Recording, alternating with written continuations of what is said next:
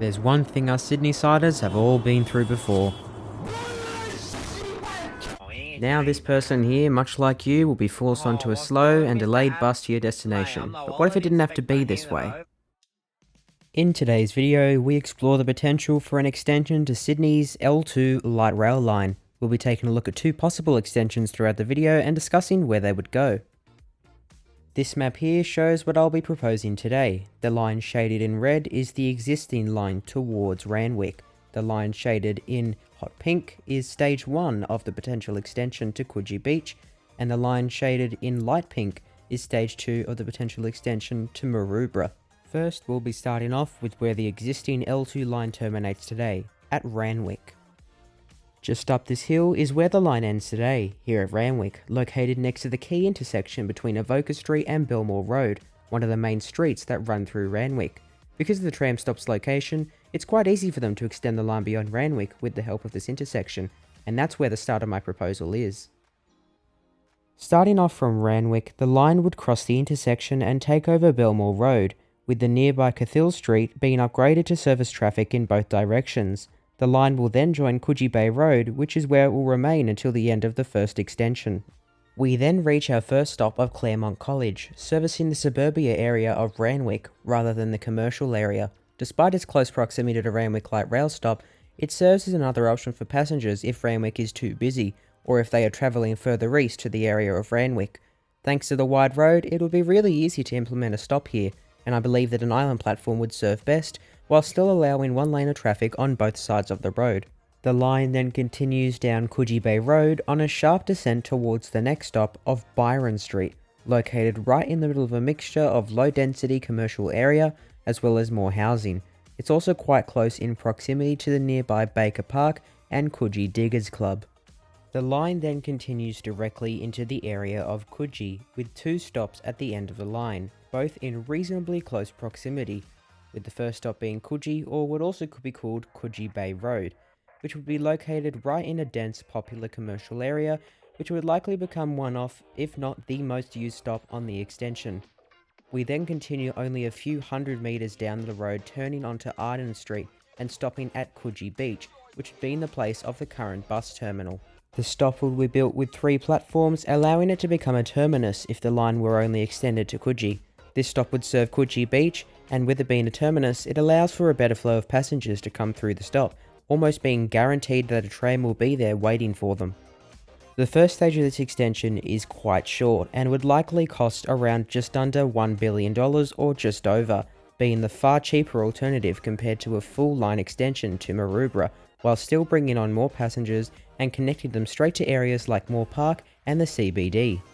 If only stage 1 went forward, I believe an order of an additional 6 to 8 units of trams would be crucial to maintain a good frequency on the line, adding to the existing 60 units that are on the L1, 2 and 3. Moving on to stage 2, we then continue to our next stop of Arden Street, which is located at the top of a steady incline and would serve a suburbia area. Trams would have to run up Arden Street in order to reach the main road towards Maroubra Beach. This stop could either be formed of an island or adjacent platforms, however widening the road would have to take place. Continuing on from Arden Street, we venture down towards Maroubra Road, adjacent to a cemetery. Hence the location, we then reach the stop of Randwick Cemetery, which is not only located next to a key cemetery, but is also in a dense suburban area. I think a light rail stop designed to commemorate the souls buried next to the location at Randwick Cemetery would be crucial. The stop would likely become an island platform, however there is a possibility that adjacent platforms could also work at this location.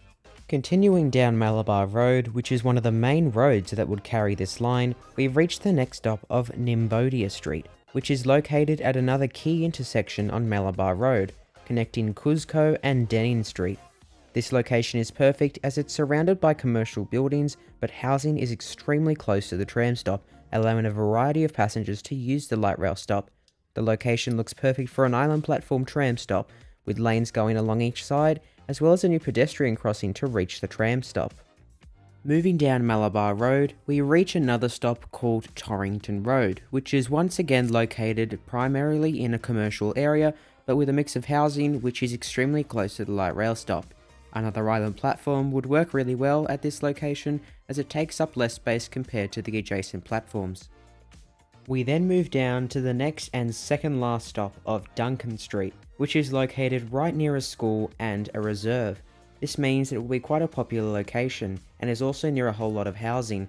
The light rail stop is probably actually best to be considered of adjacent platforms rather than island platforms, as I feel especially since it's a station next to a school, it's easier for school students to exit the light rail stop from adjacent platforms.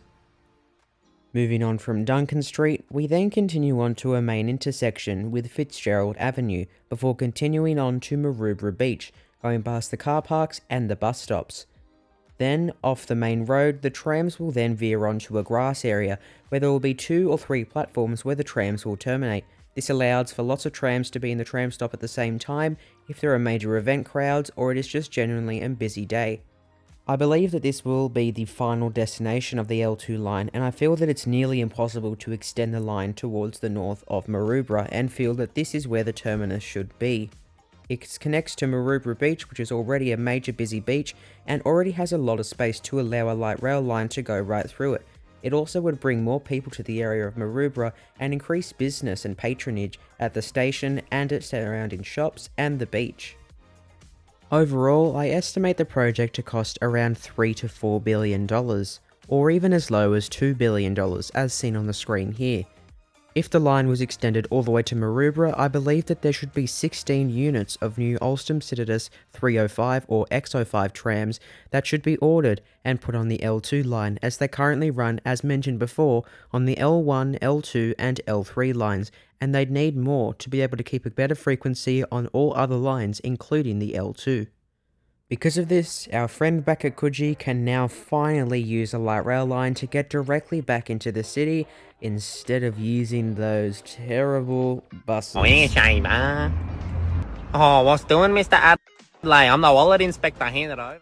And that sums up the video. Thank you all so much for watching, and I'd really like to hear your opinion in the comments. One thing to remember, of course, is that I have tried to include as many tram stops as possible.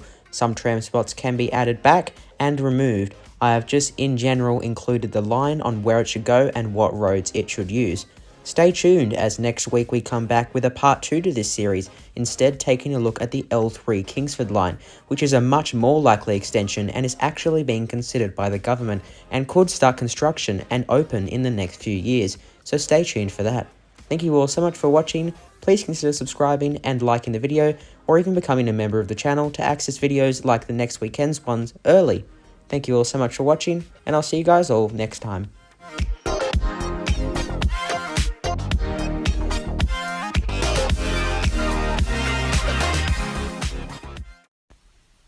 New face filters on Instagram today. This is my favorite one so far. Nice job, team.